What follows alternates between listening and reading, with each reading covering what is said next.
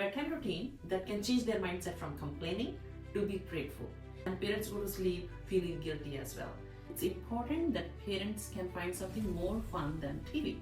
According to research, story integrates brains. What it does, it blocks the toxic emotions away. It blocks the negativity away. When they eat something, you can simply ask them, are you watering flowers or weeds? My health is a flourishing garden, and where body shaming starts way too early. I learned how to get better in 2 days. Not with extra strong medicine, but by telling myself. And so right when they wake up and right before they go to sleep. So in bedtime, I am affirmations. Repeated affirmations create neural patterns and reduce the argument. I'm not saying 100%, but I'm getting A+, even if they're getting C or D. You're helping them practice confidence before they need it. Science shows their brain, right before they go to sleep, consolidates all the memory and emotions. Hi, my name is Parvinder at Single and Strong Mom. We parents struggle a lot. When it's nighttime, we tell kids, it's time to go to bed, brush your teeth and go to bed. They're still watching TV and we are repeating 10 times. Kids supposed to go to sleep peacefully, happily, so their brain can relax and grow. But instead, they are frustrated, disappointed, and a lot of the time they are crying. And parents go to sleep feeling guilty as well. And that's why I have come up with this bedtime routine to smooth the process, to smooth the transition.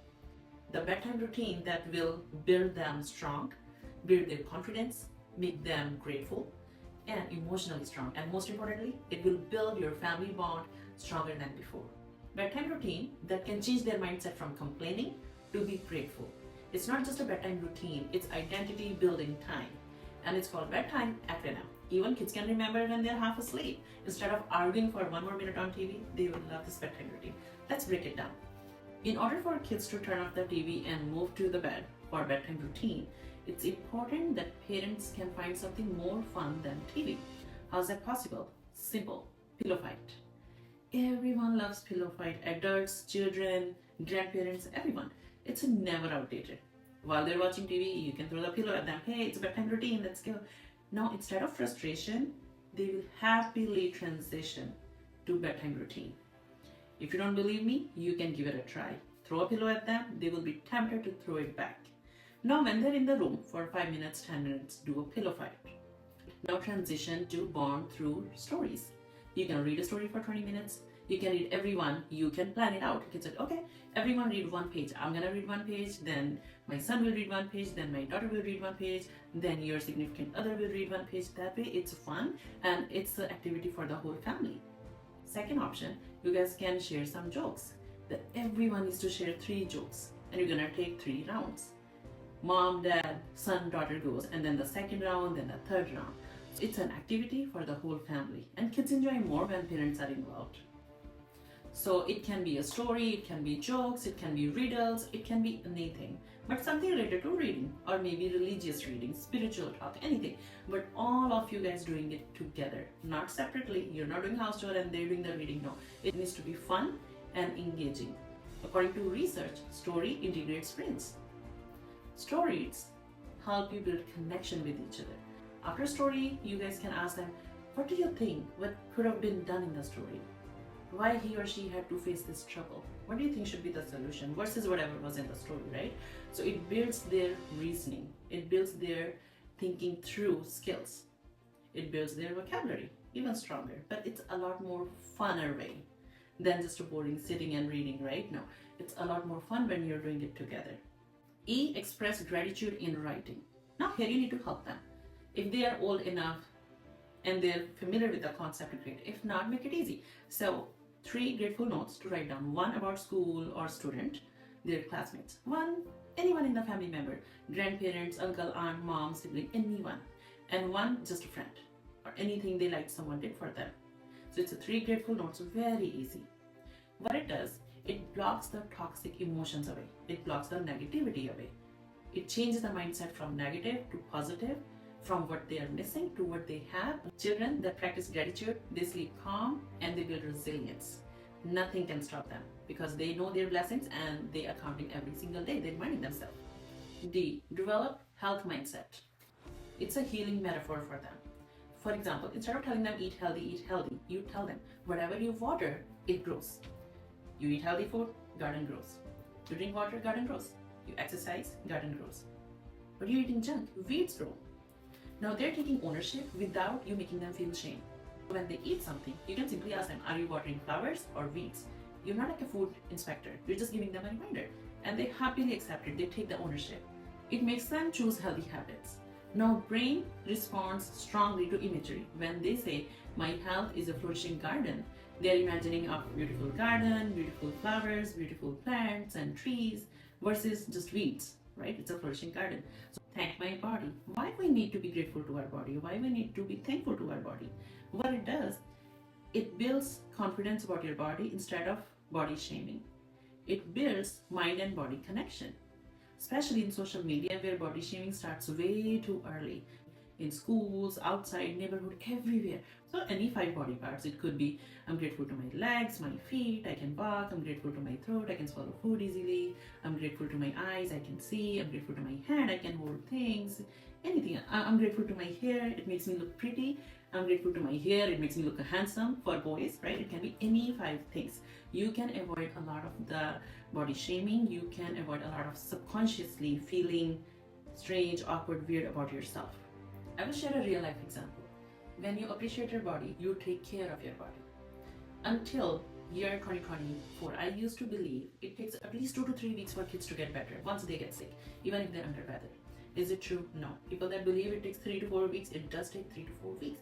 And it did for me. It took at least 2 weeks because that's what I believed. But from last year, since I started learning more about positive thinking, more about visualization, imagination, more about manifestation, more about positive self-talk about your body, about yourself, I learned how to get better in 2 days. Not with extra strong medicine, but by telling myself, I get better in a couple days. My kids go to school regularly. They maximum take 2 days off to get better. 3rd day, they're back to school. So my daughter went to school on the 2nd day. My son went to school on the 3rd day. This year and last year, they did not take a week off, and I did not feel guilty that I used all my sick leave and vacation because they got sick. This year, no, not this year, last year, I did take a couple days to use as a vacation. Not using my vacation because I ran out of sick leave. So when you're appreciating your body, it does make a real life difference. Imagine my kids will take 2 weeks to get better, and now it takes 2 days to get better. So it's a proven and tested strategy. You're not even writing anything. You're just saying, I'm grateful to my legs, I'm grateful to my eyes, I'm grateful to my hair, make me look pretty, or anything, any 5 things. Just pick and get to it and be grateful. Moving on to I am affirmations. Why I am affirmations at nighttime? Because nighttime is when children's subconscious mind is most receptive. Only 2 times, right when they wake up and right before they go to sleep. So in bedtime, I am affirmations. For example, I am a leader, I am a reader, I am brave, I am kind, I'm a team leader. Right? You have 5 good affirmations for them. Help them pick according to what they need. Repeated affirmations create neural patterns, and neural patterns drive efforts, and efforts bring success. So what we need our kids to do, be successful. And for that, we have the simple method every day. Before going to sleep, 5 affirmations. I am leader, I'm a reader, I am kind, I am brave, and I am a solution oriented. You're not just repeating words, you are building identity every single night. And imagine you have them repeat this since they're little. I figured this out in my 30s and I'm practicing in my 40s because I didn't understand full concept of this. But imagine your kids practice since they're 10 or maybe 5 if you have little kids, and how successful they can become. How much toxic energies will block away from them. And you're gonna have a happy, progressive child. So make your family feel special. Why? Because it builds emotional connection, it reduces ego and anger. It makes you appreciate your each family member. Now, for example, the simple way to do it, if I were to, and it's for each family member, okay, not only for your kids, if you have 2 kids and 2 of you, 4 of you appreciating each other for what you did for each other during the day. For example, I would say, Aditya, I am so proud of you.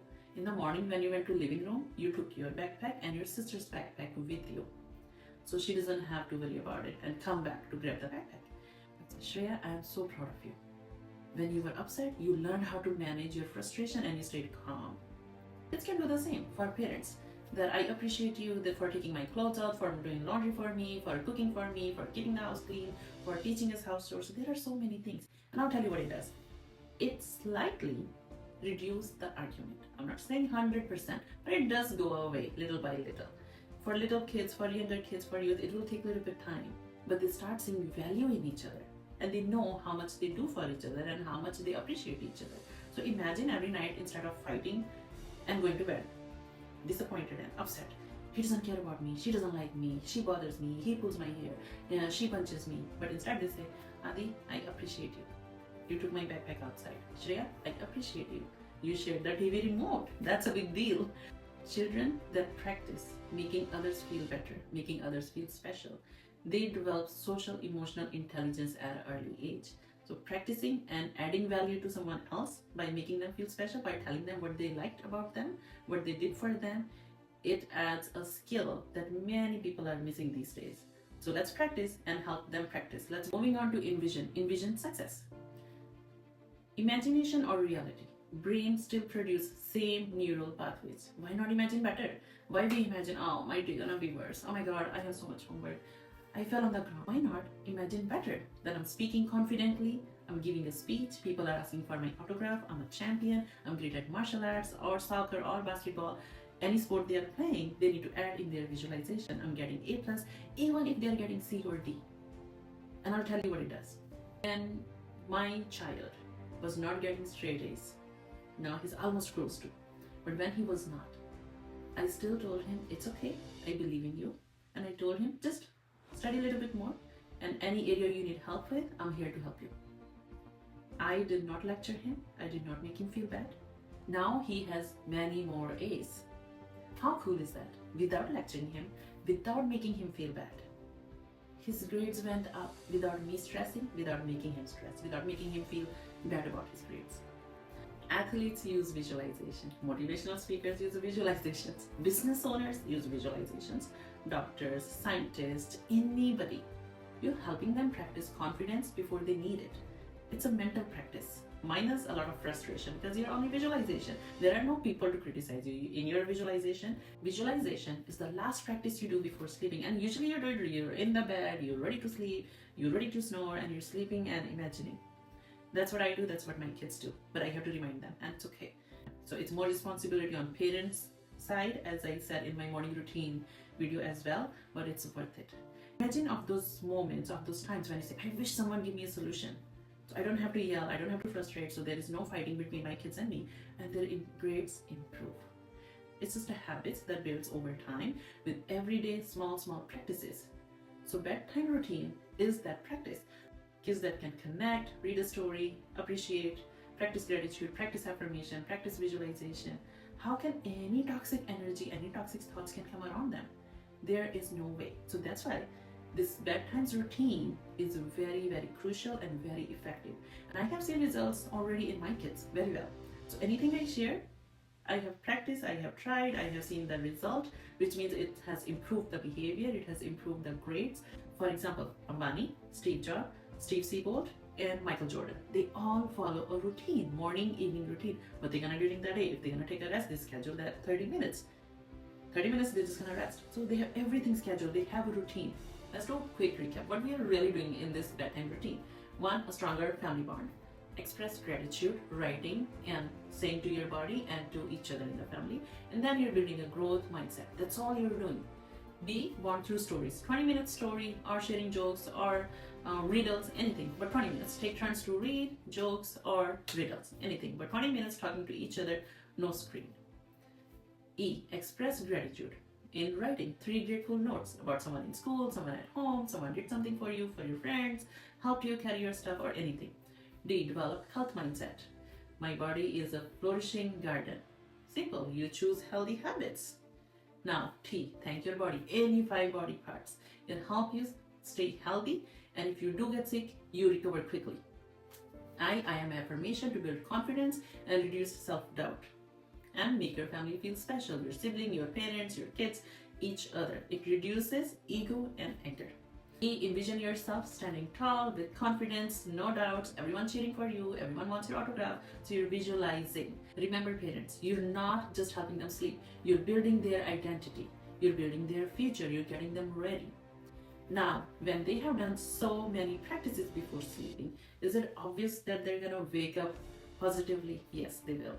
Now, what we are doing in the morning, they do morning routine. They go to school, they go to extra curriculum activities, they come home, they had a positive or negative interactions, but at night, they only remember positive interactions because they are practicing gratitude, they're doing their positive self-talk, and they go to sleep while visualizing. It's like you wrapping your day like wrapping a gift, a present with a nice wrap with the bow on the top. You're helping them wrap their day. They open their day happily, they wrap their day happily, and they go to sleep and they wake up. It's a cycle. So morning routine, evening routine. If you're going to try bedtime tonight and add this to your children's routine, then comment below bedtime. Don't forget to subscribe to my channel because I share what's important to you and your children. And in the next video, I'm going to share why children have meltdown when you ask for a phone from them and how to resolve that issue. Until then, take care of yourself. I'll see you in the next video. Don't forget to like, share, and subscribe. It will change many people's life. Make sure you share with people, with your friends and families that need bedtime routine with a smooth transition instead of crying and yelling. And this is when the